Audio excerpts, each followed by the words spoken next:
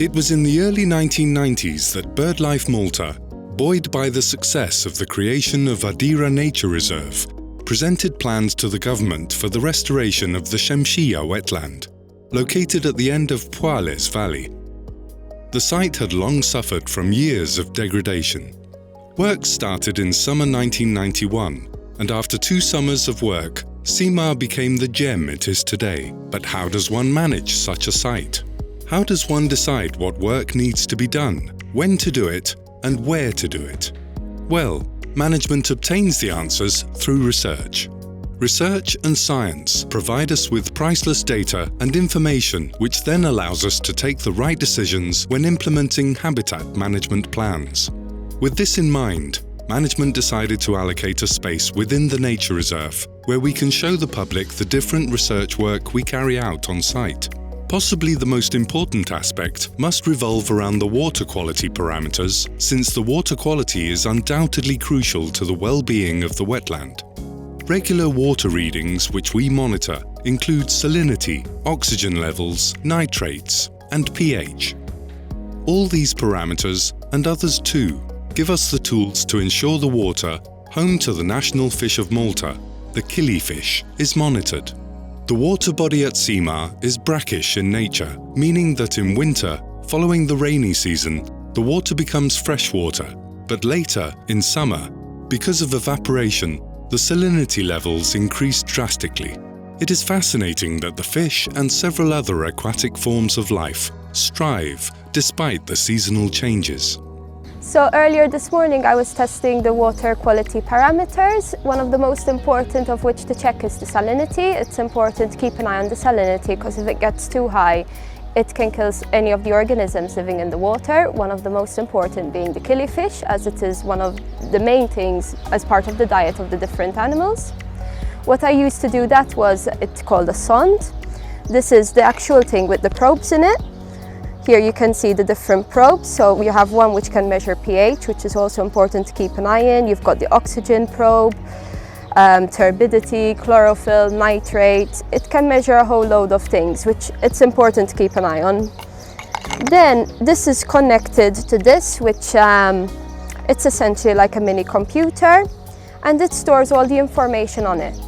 Mapping florist species of the brackish wetland habitats is a good indicator of the state of the wetland. Unlike other habitats, the wetland is full of life during summer months when the water level decreases and the shorelines is full of life. Apart from research concerning birds, which at Simar is mostly handled in the bird ringing station, management also carries out other works targeting different species, like dragonflies, bats, chameleons, and hedgehogs. There's been a 3-year ongoing study regarding dragonflies and damselflies.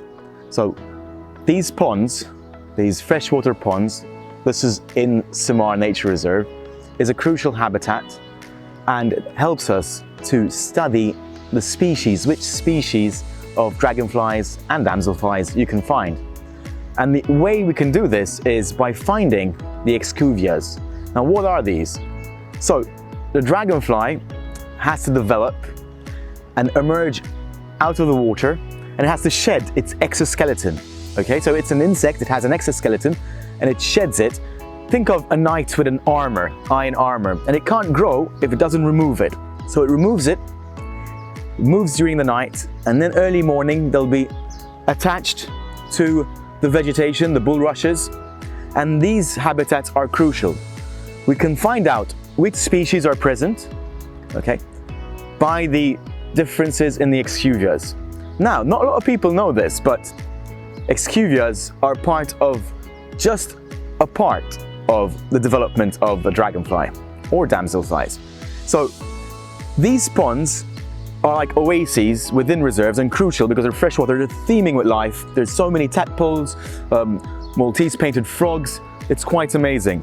And these dragonflies lay the eggs in the water, they develop, they emerge as larvae, and then once their cycle as larvae is complete, they emerge and shed that exuvia into an adult. So think of egg, caterpillar, butterfly, similar, but no pupa, Okay, just this aquatic dragonfly with no wings coming up and then developing wings once it sheds this exuria. And we can see these species and know the differences in our research center. Okay, we can observe the fine differences and amazing intricate details, and it's quite enjoyable. So yes, this is truly an amazing sight to behold, and we need more of these habitats.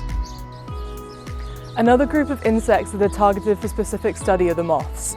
Once a month we set up a moth trap which catches moths overnight, and then in the morning they are photographed prior to their release unharmed. The moths are attracted to the bright blue light. This plastic disc stops them from flying upwards, and the silver funnel directs them down into the moth trap, where we've got some cardboard for them to hide behind so they don't get stressed. In the morning we take the photographs and then we send them to a local expert who helps us to identify all of the species. We also get help identifying the vegetation species that their caterpillars require to feed.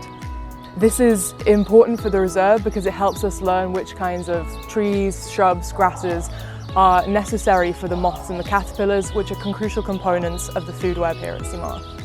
Another mammal which is dependent on moths as part of their diet are the bats. Several can always be noted flying around the reserve at dusk and dawn, and recently a new study into catching, identifying, ringing and releasing these mammals has started. Some bat species prefer to hunt on the open water, whilst others fly among the trees. Some are migratory, others not. Some are quite rare and need extra conservation measures to ensure their continued survival. The study being carried out will help us gather more useful information for the preparation of future management plans for the site and the species themselves.